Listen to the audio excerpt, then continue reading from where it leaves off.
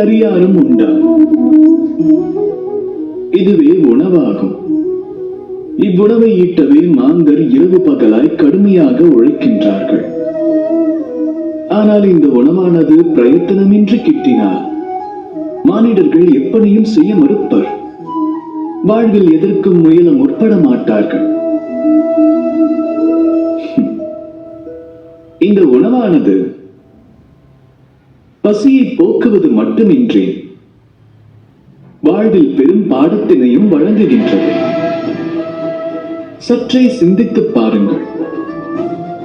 இந்த உணவின் சுவையினை தாம் உணர வேண்டும் என்றால், இந்த உணவு தமக்கு ஆரோக்கியம் நல்க வேண்டும் என்றால், இருபுறமும் இது சமமாக சமைக்கப்பட வேண்டும், இல்லையா? நமது வாழ்வில் பந்தங்களும் இதற்கு நிகரானதே ஆகும்.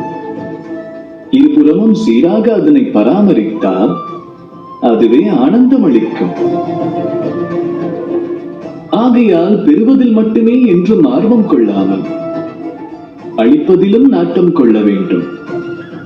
ஏனெனில் எந்த பந்தத்திலும் இருதரப்பிலும் உண்மையான அன்பும், இருதரப்பிலும் ஈடுபாடும், இருதரப்பிலும் வாஞ்சையும் இருந்தால்தான் அந்த பந்தம் வாழ்வில் பூரண ஆனந்தம் அளிக்கும்.